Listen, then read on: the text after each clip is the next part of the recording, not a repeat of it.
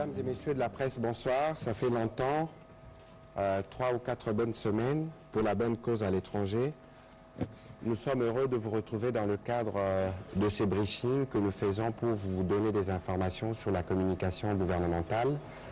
Avant d'entrer dans les vifs du sujet prévu pour ce jour et d'introduire le collègue qui m'accompagne, je voudrais rapidement faire une mise au point sur une nouvelle qui circule à propos de la situation sécuritaire en Ituri, particulièrement à Drodro.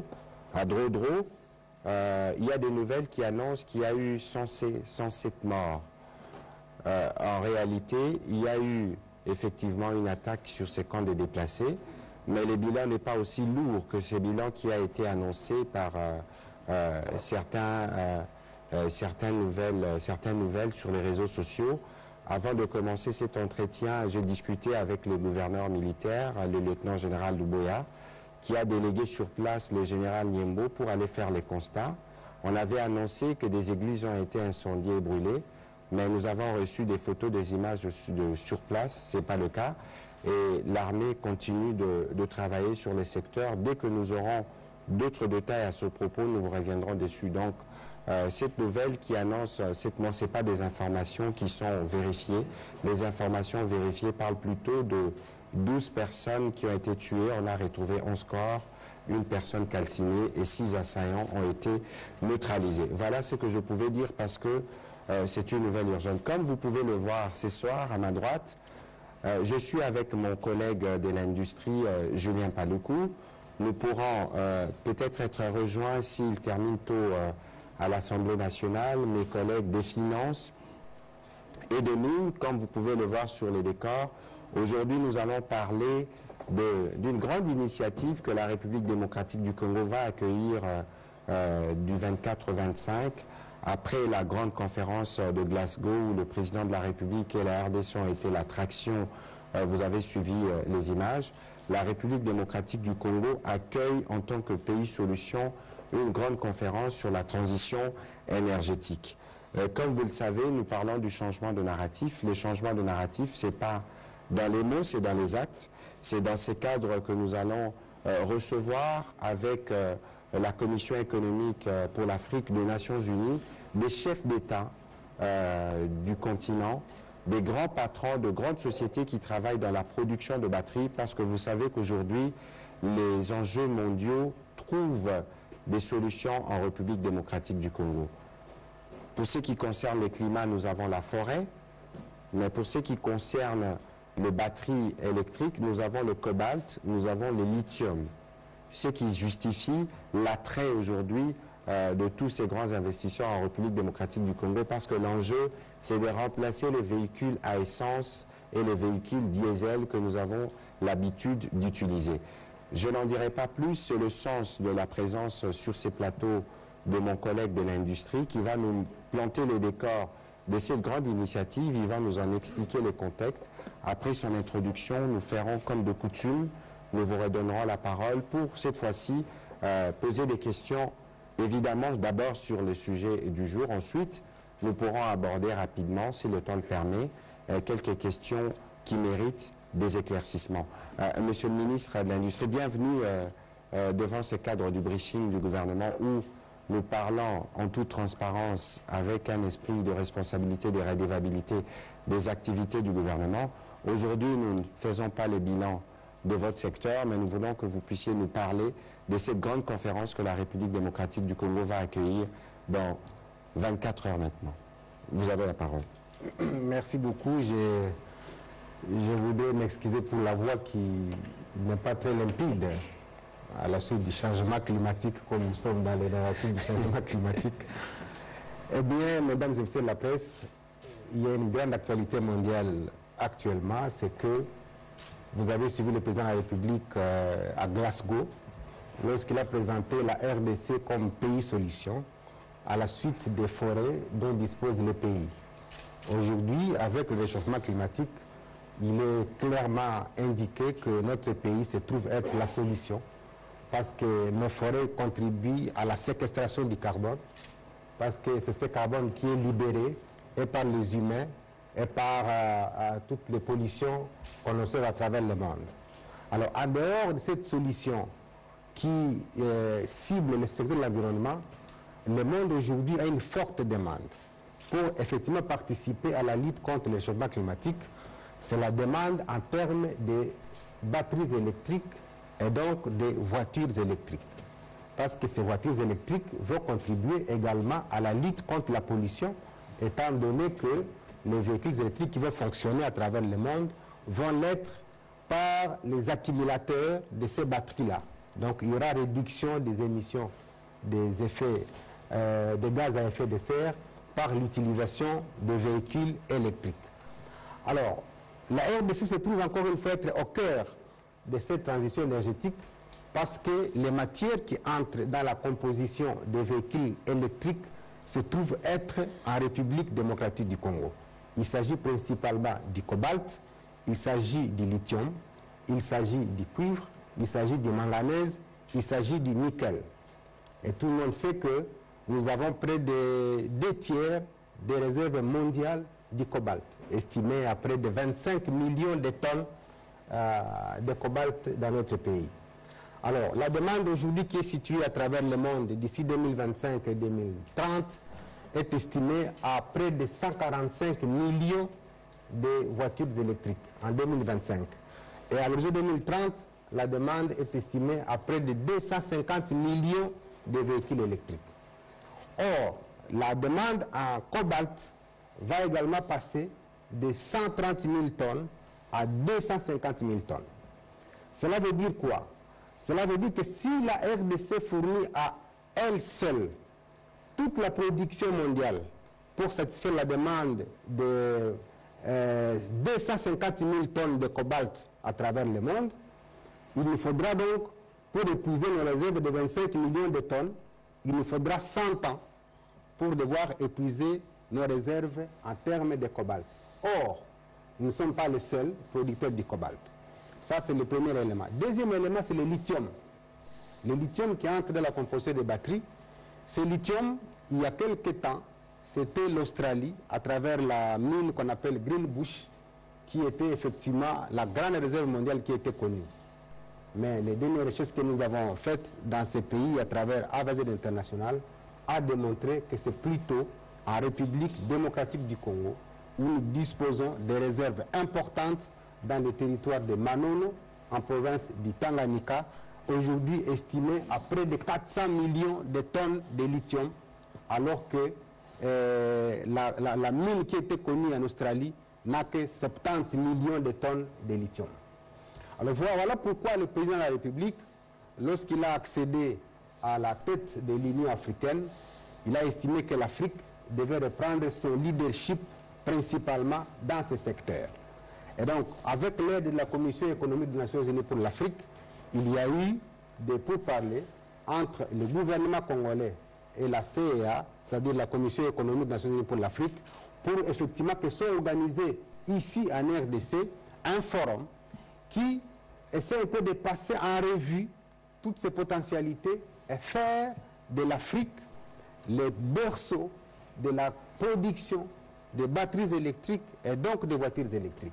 Parce qu'à part la RDC, il y a d'autres pays africains qui produisent également les minerais que je viens de citer ici.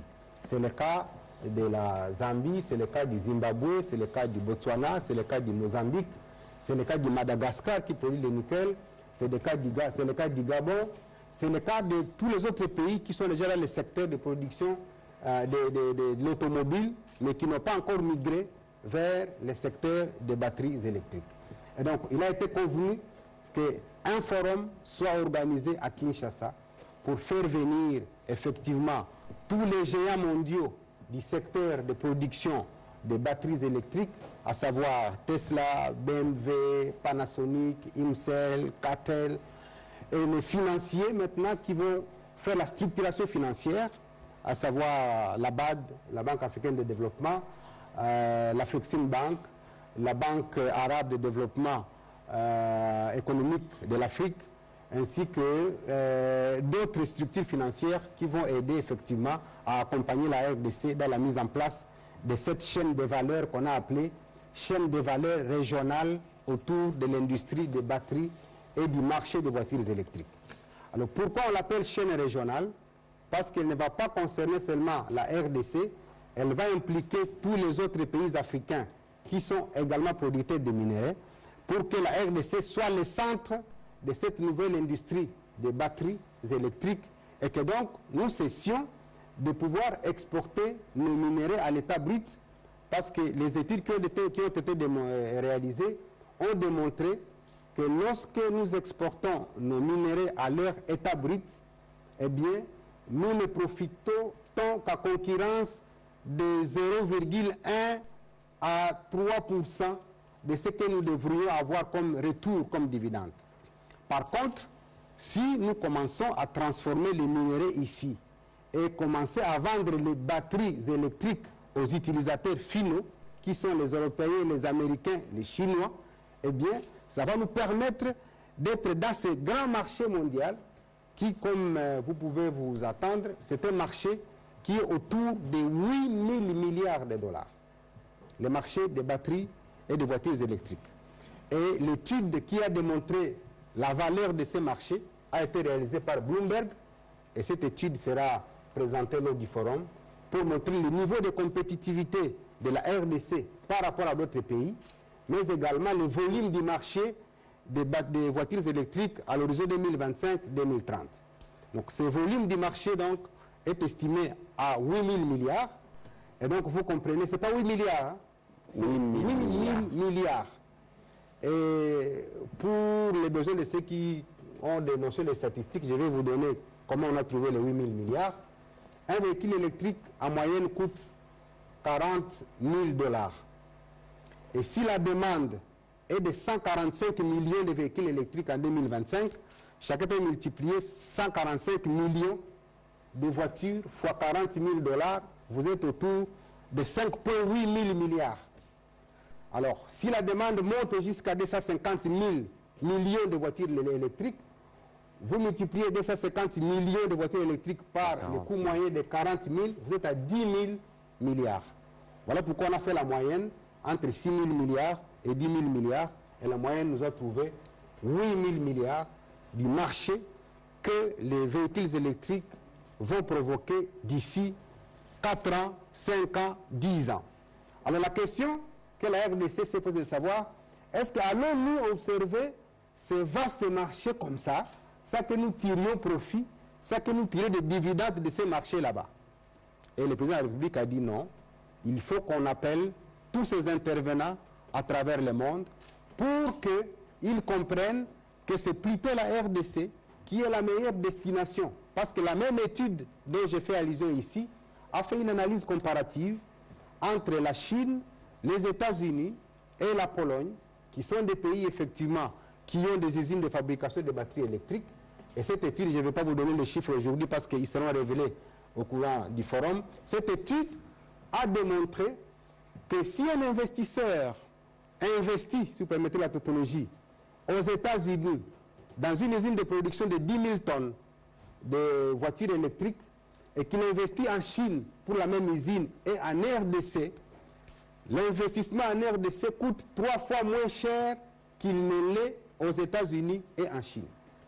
Donc voilà l'indicateur qui permet à la RDC d'être la meilleure destination des investissements en termes de batteries électriques pour alimenter le marché mondial qui est estimé autour de 145 millions de voitures électriques et 250 millions de voitures électriques. Alors le forum est là donc pour qu'on livre tous ces indicateurs à l'opinion aussi bien nationale qu'internationale pour que désormais la RDC soit au cœur de cette transition énergétique comme elle est en train de l'être pour la transition écologique avec ces forêts du bassin du Congo.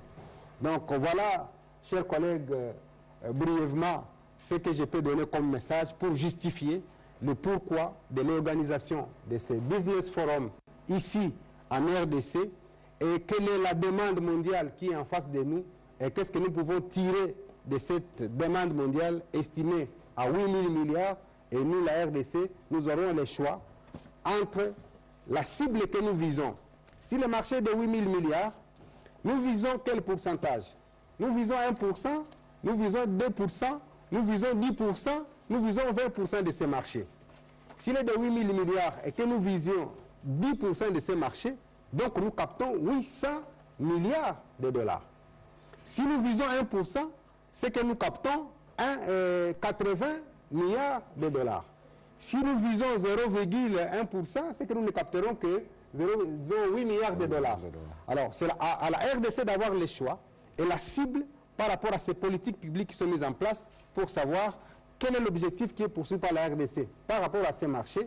Et c'est la raison d'obliger effectivement que la transformation se fasse en RDC, tel que d'ailleurs le code minier l'a déjà stipulé, parce que le moratoire qui a été accordé aux miniers, il était de 3 ans à partir de 2018, et que donc à fin 2021, tous les intervenants dans le secteur minier devaient cesser d'exporter les matières à leur état brut et commencer à transformer ces matières ici en République démocratique du Congo. Voilà, chers collègues, je crois, en bref, ce que je peux dire, mais je serai prêt à pouvoir répondre à d'autres questions, selon que les journalistes voudront avoir d'autres éléments d'éclaircissement. Merci. Merci, chers collègues, de ces éclaircissements. Je dois avouer que ces chiffres sont pharaoniques. Les 0,1% de ce à quoi on peut prétendre, c'est 8 milliards, c'est presque la taille du budget. Nous espérons que nous pourrons atteindre ces niveaux. Mesdames et messieurs, je veux me tourner vers vous parce que vous avez vu ce qu'a été la réunion de Glasgow. Aujourd'hui, il est établi que la RDC regorge le premier bassin forestier au monde et qu'aujourd'hui, la République démocratique du Congo est véritablement le pays solution. Nous devons être fiers de l'être, mais nous devons aussi nous mettre à niveau par rapport à ces enjeux. C'est ce qui justifie la tenue de cette grande rencontre internationale. Alors, première question, ce sera Pichou Mulumba.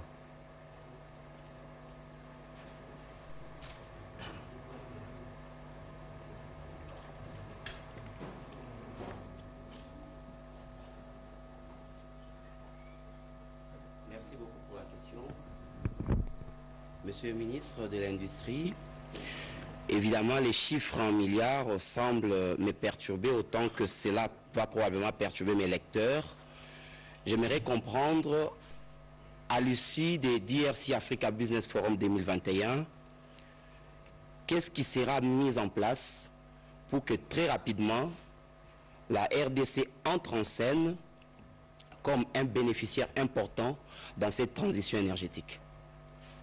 Oui, merci beaucoup. Bon, comme je vous l'ai dit, si nous commençons à vous donner toutes les annonces qui seront faites ces jours-là, on va faire perdre à la conférence effectivement son originalité.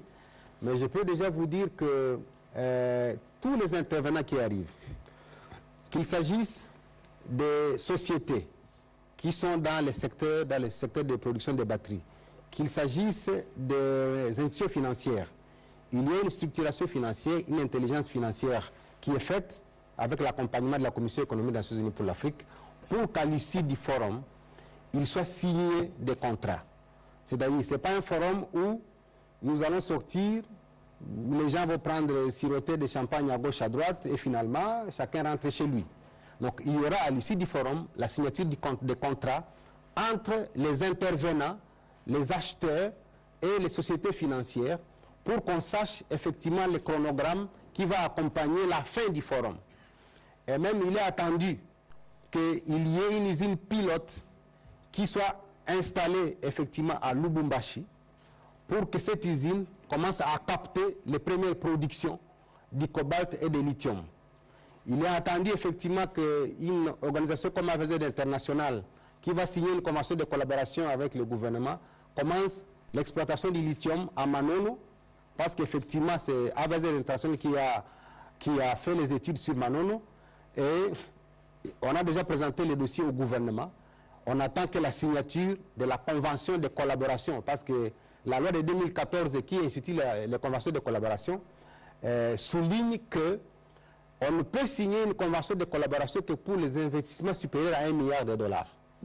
Et AVZ nous a présenté au gouvernement un dossier de 1,1 milliard de dollars pour l'installation de la zone économique spéciale de Manono pour la transformation du lithium, avec à côté de cette zone économique spéciale la réhabilitation de la centrale de Pianamwanga, pour ceux qui connaissent cet espace-là, et de la route qui va de Manono jusqu'à Kalemi, et même l'aménagement du chemin de fer pour l'évacuation des minerais qui seront produits. Donc il est attendu vraiment de grands contrats.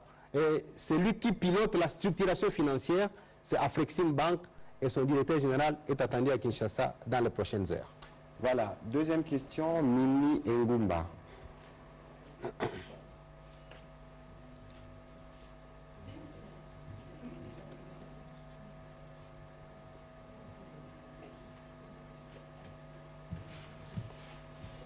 Merci. Les deux premières petites questions s'adressent au ministre Paluku par rapport à la création de la chaîne des valeurs régionales. Les infrastructures à mettre en place sont largement tributaires de l'énergie et des voies de communication. Pensez-vous qu'il est possible de monter cette chaîne des valeurs dans le délai que vous souhaitez? Deuxième, la RDC est dite pays solution pour l'industrie de batteries électriques. Quel entendement par pays solution face aux pays qui disposent déjà de l'industrie de transformation et même de moyens de la voiture de demain? Au ministre Mouyaya, une petite question. Quel est le contenu du nouveau narratif à donner à ces assises de DRC Africa Business Forum? Merci. Merci. Monsieur le ministre. Oui, je ne sais pas par laquelle il faut commencer. Hein? Les infrastructures. Alors, je pense que tout le monde doit savoir que le gouvernement, c'est pas seulement le ministère de l'Industrie. Le gouvernement, c'est l'interministérialité qui fait du gouvernement une structure qui offre des résultats au peuple. Alors, vous avez suivi récemment, le gouvernement a adopté le plan directeur d'industrialisation, qui est estimé effectivement à 58,4 que j'avais présenté ici. Milliards, que vous avez présenté ici. Ce plan directeur a 6 composantes principales, qui ne relèvent pas du ministère de l'Industrie, mais qui relèvent du gouvernement congolais. La première composante, c'est la composante infrastructure routière. Cette composante est évaluée à 21 milliards de dollars. La deuxième composante, c'est la composante infrastructure énergétique. Elle est évaluée à 22,2 milliards de dollars, avec 20 milliards consacrés seulement à Inga et 2,2 milliards consacrés à toutes les centrales, les microcentrales hydroélectriques disséminées à travers le pays. Vous savez, Inga à lui-même a une capacité de production de 60 000 MW, 40 000 MW plutôt. Tandis que les autres microcentrales qui sont disséminées à travers la République ont une capacité de 60 000 MW, ce qui fait une capacité pour la RDC de 100 000 MW. Et donc, le gouvernement, en libéralisant le secteur de l'électricité, permet effectivement à ce qu'il ne soit plus le seul acteur dans ce domaine-là. C'est ainsi que vous trouverez aujourd'hui, dans l'ex-Katanga, il y a des gens qui sont dans le secteur de la production de l'énergie. La centrale qui aujourd'hui est en train, va produire, je crois, 240 MW, n'appartient pas seulement au gouvernement. Je viens d'une province, le Nord Kivu, où j'ai piloté effectivement des microcentrales à Rutshuru, à Lubero et à Beni, qui produisent respectivement 14, 13 et 12 MW, et dont l'électricité va être donnée à la population. Et donc cette libéralisation-là permet aux investisseurs qui vont apprendre qu'il y a un marché de 8 000 milliards d'être attirés effectivement par les besoins exprimés en République démocratique du Congo, dont les besoins en électricité, les besoins en infrastructure. J'ai dit la deuxième composante, il y a la composante ferroviaire, il y a la composante portuaire, la composante aéroportuaire et la composante zone économique spéciale. Ce sont là les 6 composantes.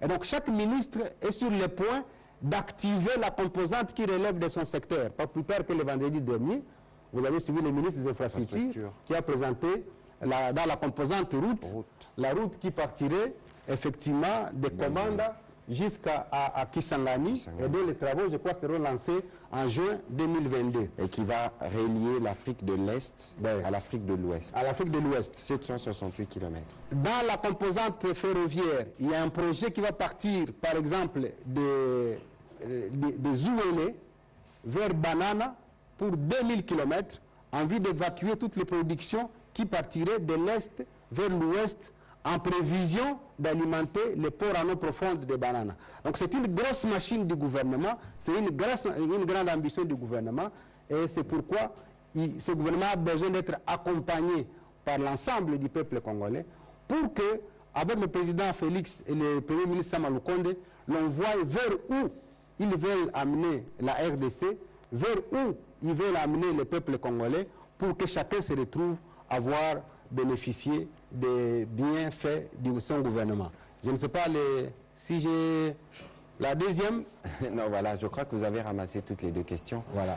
Le contenu du nouveau narratif, madame, c'est tout simple, parce que la République démocratique du Congo, lorsqu'on en parle, on en parle comme un pays, généralement, on parle de mauvaises nouvelles.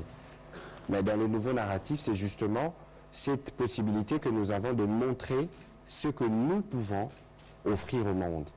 Et aujourd'hui, vous voyez que la première inquiétude mondiale, c'est le changement climatique. Au-delà de ce que vous avez vu comme accolade et comme discussion cordiale entre le président de la République et le président Biden, j'ai assisté à certaines réunions, notamment avec Boris Johnson. L'attrait, c'est de dire comment au Congo vous allez faire pour nous aider, nous, à nous préserver de toutes ces catastrophes. Et donc, dans ce nouveau narratif-là, nous ne venons pas simplement pour dire que nous avons de forêts, nous ne venons pas simplement pour dire que nous avons des batteries ou des matières premières qui permettent la production. Nous venons dire qu'en plus d'avoir de forêts, nous allons travailler à assurer que nos communautés locales adoptent un comportement responsable qui protège. On va parler d'adaptation, on va parler d'atténuation d'une part, mais pour ce qui concerne spécifiquement les batteries électriques, nous allons nous-mêmes travailler à donner de la valeur ajoutée localement. Parce que ça, c'est une grosse question qui se pose depuis plusieurs années, mais cette fois-ci, nous voulons saisir cette fenêtre d'opportunité que nous avons pour que nous puissions finalement mettre en valeur ce que nous avons. Au-delà du fait que ce sont des grandes sociétés internationales qui produisent ici, mais il y a moyen que dans cette chaîne de valeur, que nous puissions trouver de la place pour des compatriotes qui puissent être en mesure de tirer profit de notre secteur minier. C'est cela le nouveau narratif sur ces points précis. Prochaine question, Innocent Olenga.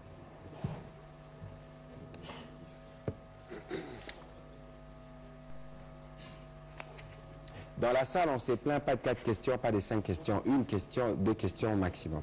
Une seulement. Merci. Merci beaucoup pour la parole. Excellence, Monsieur le ministre de l'Industrie, les chiffres, vous revenez toujours sur 8 000 milliards de dollars.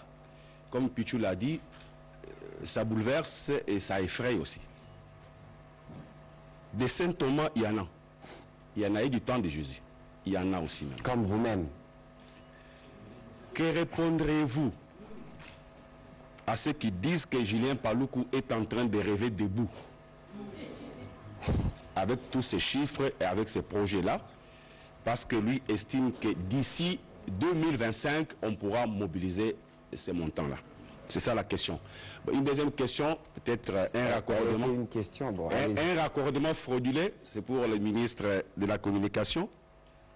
Congo Odd App. Quel commentaire du gouvernement? Je savais. Merci. Monsieur le ministre.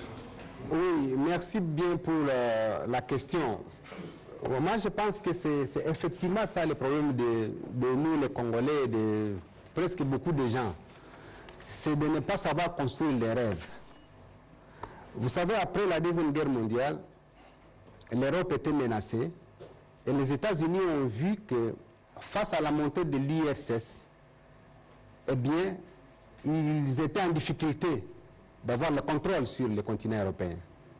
Et ils ont monté le plan Marshall. Et c'est le plan Marshall qui a permis de créer l'équilibre. Et peut-être les gens n'y ont pas cru. Et le niveau du développement de l'Europe a fait presque 400 ans.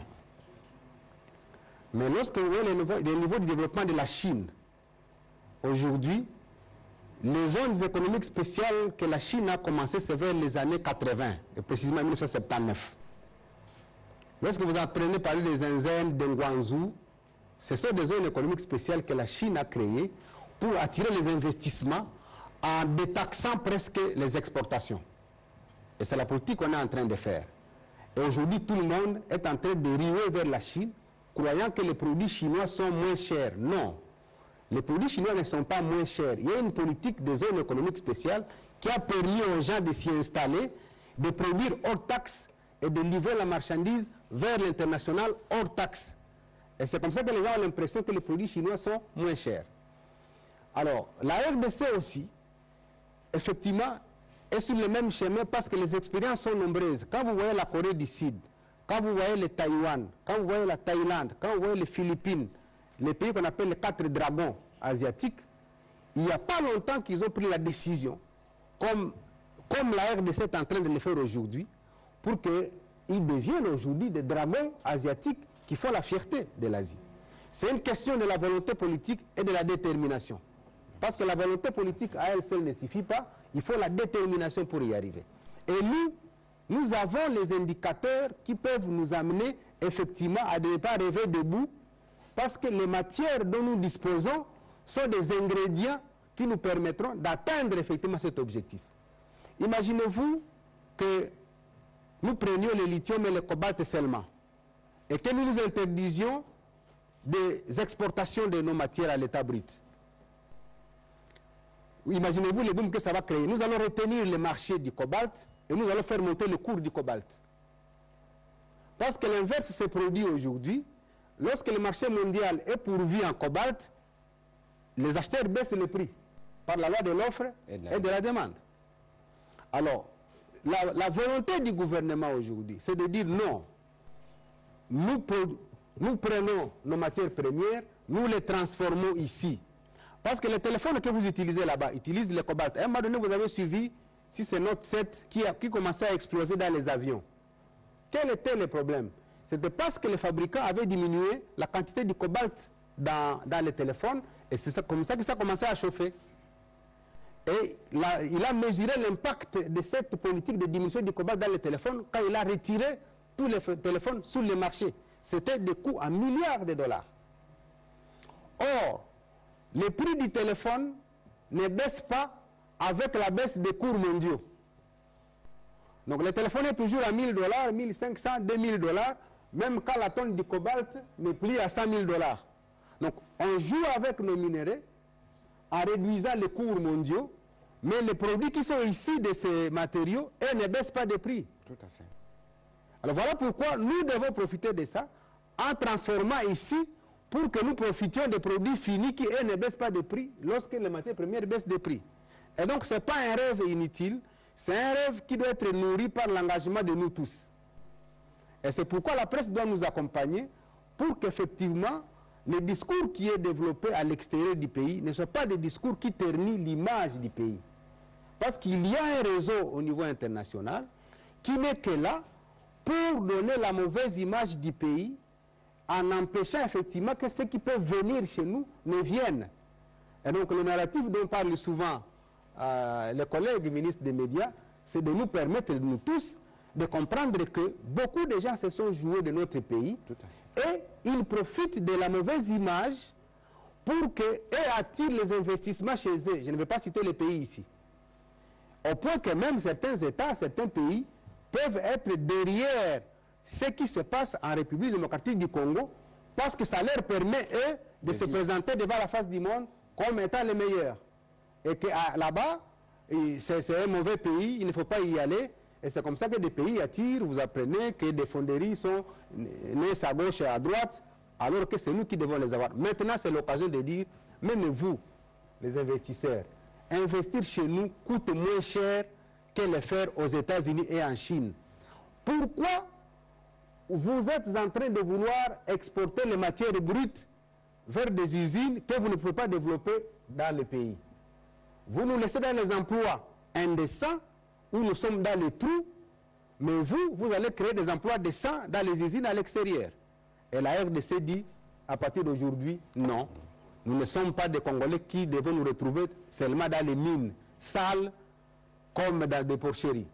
Et laisser ceux qui profitent de nos minéraux aller jouer dans des bureaux climatisés en Chine, aux États-Unis, en Europe. Venez ici, créons la richesse ici, créons de l'emploi ici. Et parmi les gens qui vont arriver, il y a des Allemands qui vont nous aider à créer ce qu'on appelle le contenu local, c'est-à-dire la formation de la main-d'œuvre.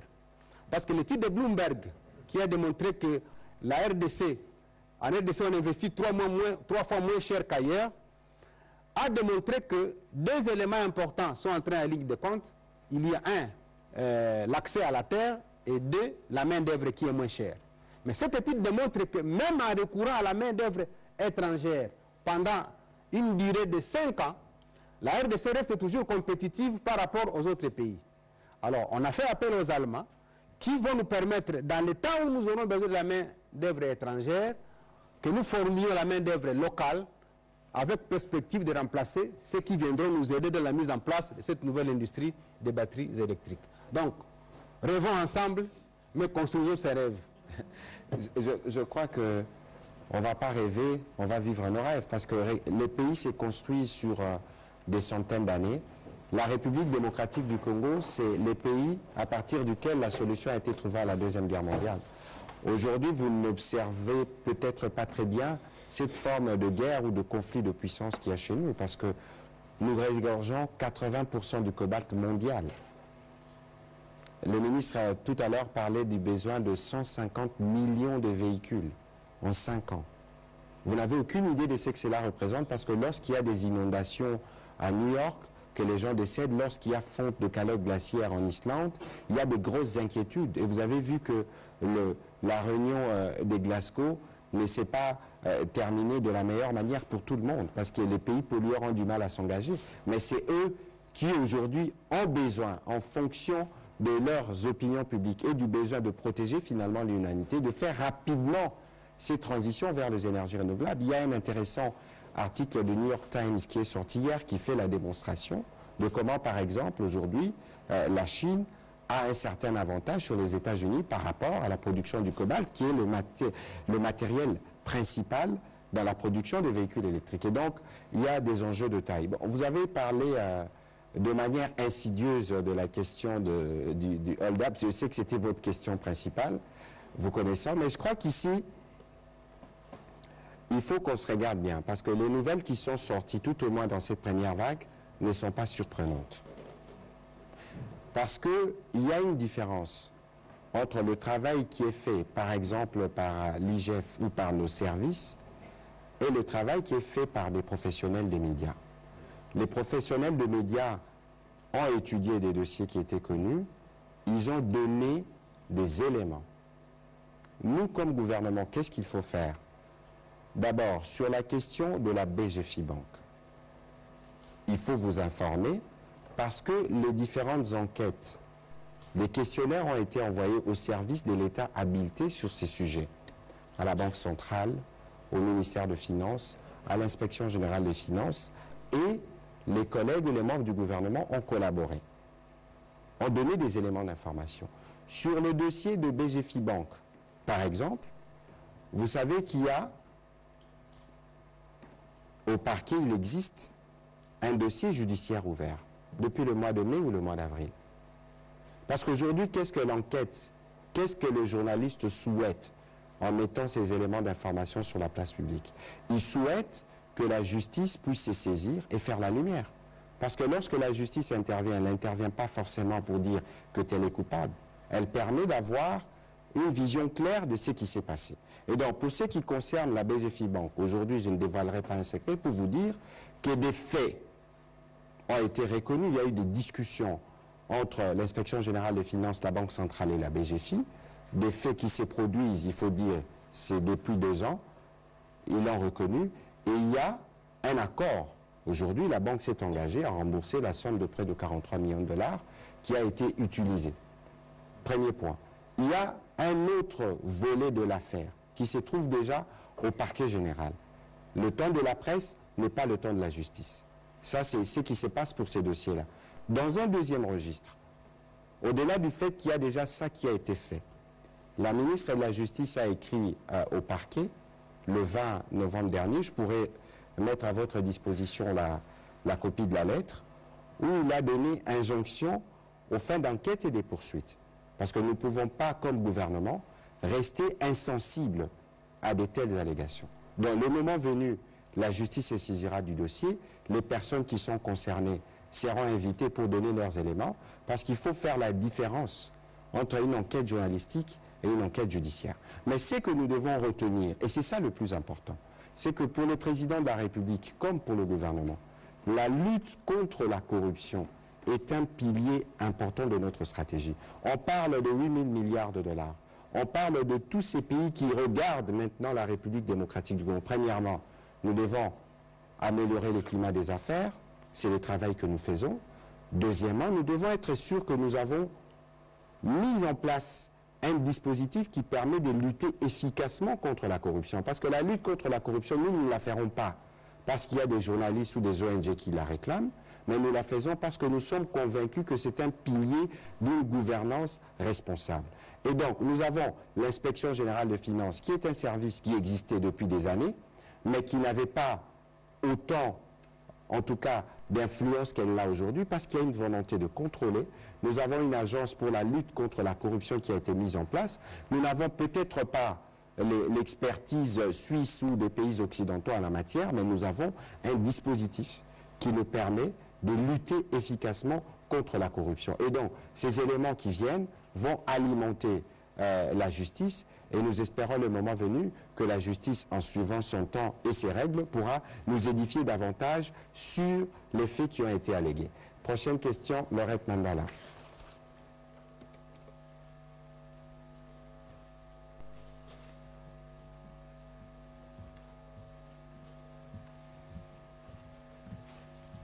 Monsieur le ministre, bonjour. En fait, ma question, je reviens toujours par rapport aux chiffres, monsieur le ministre. Le document que nous avons reçu, le communiqué de presse que nous avons reçu avant d'arriver ici, est revenu sur le même chiffre, 8,8 000 milliards en 2025 et 46 000 milliards en 2050. En fait, monsieur le ministre, le peuple nous suit et il nous regarde en ce moment. C'est bien bon d'organiser DRC, Africa Forum. Mais nous avons l'impression, nous, que la RDC n'a pas le moyen de ses ambitions. Nous avons l'impression que la RDC ne produit rien du tout. Nous ne contrôlons même pas les circuits de sortie des minerais de notre pays. Notre peuple ne bénéficie même pas de ces minerais. Ma question est de savoir qui voulez-vous atteindre lors de ce forum Business Afrique? Qui voulez-vous atteindre exactement? C'est quoi votre cible, monsieur le ministre? Et une autre question, c'est aussi par rapport à, vous avez dit tantôt, j'ai entendu que nous parlons de la transformation de matières premières ici chez nous en RDC. Vous maîtrisez bien le sujet, vous avez balayé même le secteur de mines, vous le maîtrisez bien. Mais moi, j'aimerais savoir, est-ce que notre gouvernement, le gouvernement congolais que vous représentez, a une politique visant la relance des entreprises minières à l'est du pays? Monsieur Julien Paloukou, vous venez de l'est du pays. Lorsqu'on était plus jeune, on nous parlait des Zaïre éteints à l'époque. Mais aujourd'hui, l'exploitation minière a été abandonnée aux Chinois, aux Pakistanais. Ils exploitent en collaboration avec les groupes armés. C'est aussi une autre question. Et enfin, c'est juste une petite question. J'aimerais juste savoir la différence entre ce forum et les autres forums que nous avons assistés dans ces pays. Il y a eu des forums sur les minerais, sur l'industrie. Il y en a eu beaucoup, monsieur le ministre. C'est quoi la différence? Quelle sera la particularité de ce forum? Merci. Merci bien. La cible principale pour le président de la République, c'est la population congolaise. Parce que les contrastes entre nos richesses et le niveau de pauvreté interpellent tout le monde. Vous savez qu'il y a une étude qui a démontré que la valeur de nos minerais est estimée à 24 000 milliards de dollars. Pas seulement les minerais, les ressources naturelles. 24 000 milliards de dollars. Je pense que vous avez déjà lu l'étude. Alors, il est impensable que nous ayons des richesses estimées à 24 000 milliards et que nous continuons à patauger dans les budgets de 5 milliards. Donc, c'est un problème d'ambition que les Congolais ne se donnent pas. Et voici l'occasion pour le président de la République et son gouvernement de Warriors de se donner l'ambition véritable de la République démocratique du Congo. On ne peut pas tout le temps parler d'un budget de 4 milliards, de 5 milliards. Pour la première fois, on a présenté un budget de 10 milliards. Mais là encore, c'est trop peu. Quand vous suivez le rapport de Louzolo, quand il était conseiller en charge de la corruption ou de la lutte contre la corruption, il a indiqué qu'il y a 15 milliards qui naviguent autour des acteurs économiques et politiques congolais. Et que donc, si on sortait ces 15 milliards, ajoutés aux 10 milliards que nous avons présentés, il est possible d'avoir un budget de 25 milliards. Et donc, si nous commençons la transformation de nos minéraux ici, pour leur donner une valeur ajoutée, moi je pense que dans 5 ans, on peut avoir un budget de 60 milliards, un budget de 100 milliards. Parce que nous avons à côté des minéraux ici que nous allons présenter, il a été présenté au gouvernement à passer, le volume des blocs pétroliers et gaziers. Nous avons 17 blocs pétroliers et gaziers. Quand vous voyez l'Angola avec son budget qui explose, c'est en termes de barils produits chaque jour.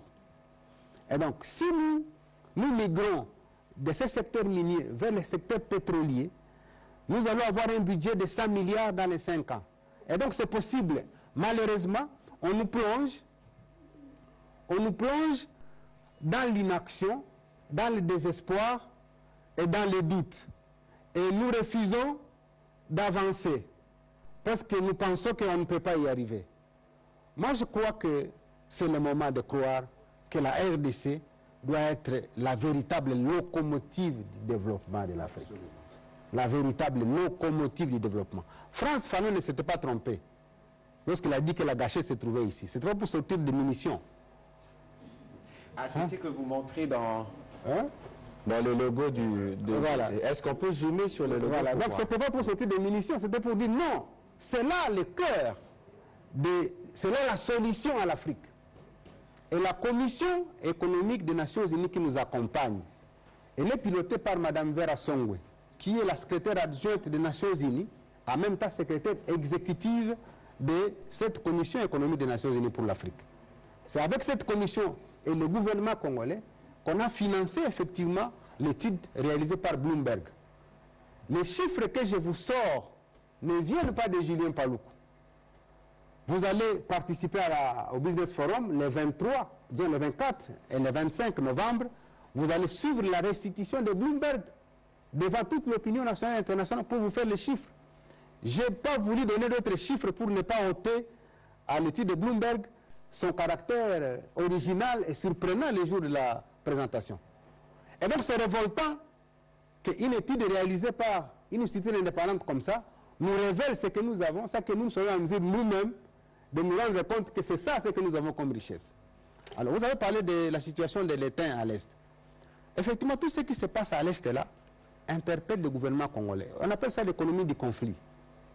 Et je vous ai dit ici, il y a des réseaux au niveau national et international qui entretiennent un climat de conflictualité pour empêcher que l'État n'ait la même mise sur ses ressources.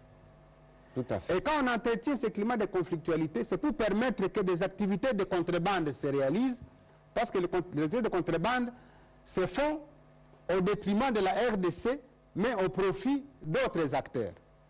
Et donc il est temps pour la RDC de dire non. Eh bien, nous faisons la transformation chez nous. Vous autres, vous allez être des intervenants dans la chaîne des valeurs. Donc ce n'est pas qu'en retenant nos minéraux pour les transformer ici, nous fermons la porte aux autres. Non. La chaîne des valeurs interpelle tout le monde. Nous allons même manquer de main d'œuvre. Et là, nous ferons appel aux autres pour nous aider tout en formant notre main d'œuvre locale. Donc je crois que ce gouvernement ici mérite l'accompagnement de tous, parce que dans les 5-10 ans, ce que nous sommes en train de faire est en mesure de changer le vécu quotidien de notre population, qui est la principale cible. Quand vous arrivez à Massissi, de là où vient le coltan, la RDC a les réserves du coltan situées entre 60 et 80% des réserves mondiales. Mais quand vous arrivez à Massissi, là où le coltan est produit, effectivement, vous avez des larmes aux yeux. Parce que vous ne voyez que des gens minables qui sortent des trous. Vous ne voyez que difficilement quelqu'un qui a une maison en tôle, alors que les bénéficiaires de ces coltans, ils se font des fortunes à travers le monde. Donc ce contraste-là doit cesser, et nous devons installer des unités de production, de transformation ici en République démocratique du Congo. Et c'est le sens de ces business forums où effectivement ces intervenants-là, on leur démontre que vous perdez beaucoup de millions en allant investir ailleurs, parce qu'en RDC, où vous avez les ressources disponibles, l'investissement coûte moins cher que là-bas. Je vous donne un exemple. Un investissement ailleurs coûte 100 millions de dollars et un investissement en RDC vous coûte 30 millions de dollars. L'étude vous démontre ça. On va vous donner les chiffres derrière. Je vous donne un exemple. Alors on vous dit, vous êtes Tesla, vous êtes BMW, vous êtes LG. Pourquoi vous voulez installer une usine qui vous coûte 100 millions alors qu'en RDC, la même usine vous coûte 30 millions? C'est ça l'étude. Et ce n'est pas des chiffres qui viennent du gouvernement congolais, c'est une organisation indépendante, Bloomberg, qui va livrer ses études pour dire venez en RDC. Et ils vont affluer ici à millions. Mais c'est cela la différence avec les précédentes conférences. Voilà. Ici, on veut répondre à un besoin concret de l'humanité. Et Bloomberg, vous le connaissez, c'est une agence de presse pas seulement, mais c'est aussi un bureau d'analyse économique mondialement reconnu. Et donc, lorsqu'on part d'une étude, des statistiques qui démontrent, avec des comparaisons, on regarde la Pologne, on regarde la Chine, on regarde les États-Unis, on présente la RDC. La RDC, c'est la destination où il est plus aisé de venir investir et c'est moins coûteux, de l'ordre de grandeur de 2 à 3%. Lorsque vous mettez 100 millions de dollars ailleurs et vous mettez 30 millions de dollars ici, vous avez 70 millions de gains sur tout le plan. Et donc, c'est cela la différence. On va présenter ces résultats à tous ces acteurs qui viendront du monde entier. D'autres chefs d'État africains seront là pour que véritablement nous puissions rentrer dans ces changements de narratif. Non pas parce qu'il faut le dire, mais parce qu'il faut le faire et parce que nous pouvons le faire. On va prendre la question de Faustin Koudiessala et j'ai pas vu Sylvie Bongo n'est pas là. Faustin, venez, elle n'est pas là. On va donner une question à Sylvie Bongo à Lingala, spécialement pour terminer cet entretien rapidement. Je vous donne une question. Au prochain briefing. Je peux? Oui, merci, merci, Excellence, pour la question. Ma question, c'est par rapport au thème du forum. Vous avez parlé de développer une chaîne de valeur régionale. Alors, ça m'inspire une question. On se rappelle, il y a un moment, l'ancien président français, Nicolas Sarkozy, était de passage au Rwanda. Et il a estimé que pour un retour à la paix et la stabilité dans la région de Grand Lac, il fallait privilégier une gestion partagée des ressources naturelles. Alors quand vous parlez de développer une chaîne de valeur régionale, alors je me demande, est-ce qu'on tend déjà vers ce concept? J'aimerais avoir des précisions par rapport à ça. Et puis, juste de manière subsidiaire par rapport à cette question-là, je voudrais que vous nous disiez exactement, Excellence, à quel niveau de responsabilité se trouve la participation de la Commission économique de l'Union africaine. Merci. Merci bien. La chaîne de valeur régionale veut dire que lorsque on fabrique les batteries électriques ou les voitures électriques ou même les téléphones, il y a presque 70 minéraux qui entrent en ligne de compte. Pour les téléphones uniquement. Pour les batteries électriques, c'est à peu près 4 et 5. Cobalt, nickel, cuivre, graphite, lithium. Alors, nous ne sommes pas les seuls producteurs. C'est pourquoi l'Afrique, en récupérant le leadership, ne veut pas le faire avec le Congo seul. Il s'est dit, le Congo devient l'épicentre de la création de cette industrie, dans la transition énergétique, mais comme on ne peut pas se suffire en approvisionnant cette industrie des batteries électriques, il y a des États comme la Tanzanie qui produit le graphite, il y a des États comme le Mozambique et le Botswana qui produisent le manganèse, il y a des États comme le Madagascar qui produisent le nickel. Et donc tous ces États-là, au lieu de continuer eux aussi à pouvoir exporter leurs matières vers les continents autres que l'Afrique, la destination devient la RDC pour la transformation de leurs minéraux sur le continent africain. C'est ce que nous appelons la création de la chaîne des valeurs. C'est-à-dire, la destination devient la RDC. Tous ces producteurs, Madagascar, Mozambique, Tanzanie, Gabon, je ne sais pas, Zambie, Zimbabwe, ils affluent vers la RDC qui devient l'épicentre de la production des voitures électriques. Et donc, nous gagnons ensemble comme Africains et nous reprenons le leadership du continent africain. S'il est le berceau de l'humanité, nous voulons qu'il devienne aussi le berceau du développement économique. C'est aussi cela la vocation de la République démocratique du Congo. Je vois le sens de votre question, mais vous savez que, de par le passé, s'il faut prendre l'exemple de la CEPGL, nous payons pour les autres.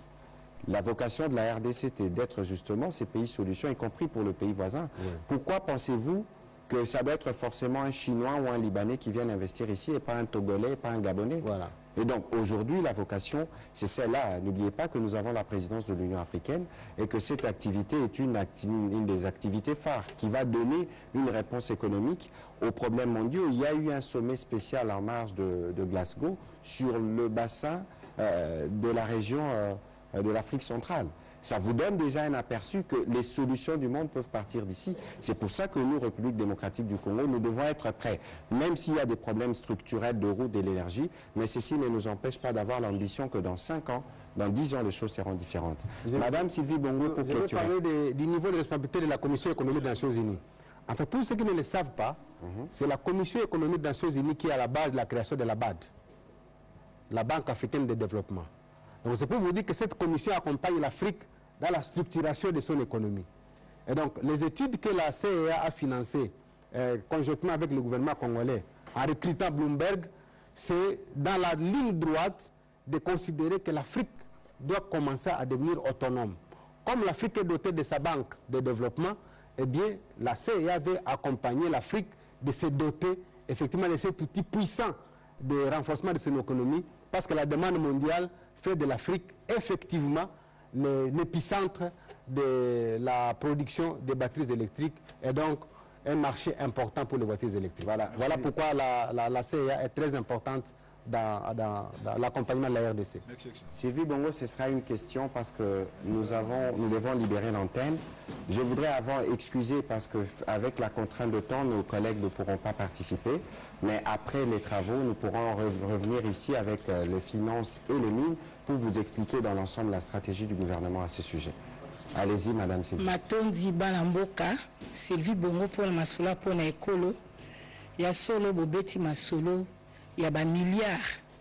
Mais Congolais Azali Nandako, Namoko Moko, to aller siko soki, Botuni Biso, Tan Mususo, Tolbaki Bozo Bete so Masolo, Bo Teki la Biso Mo Pepe.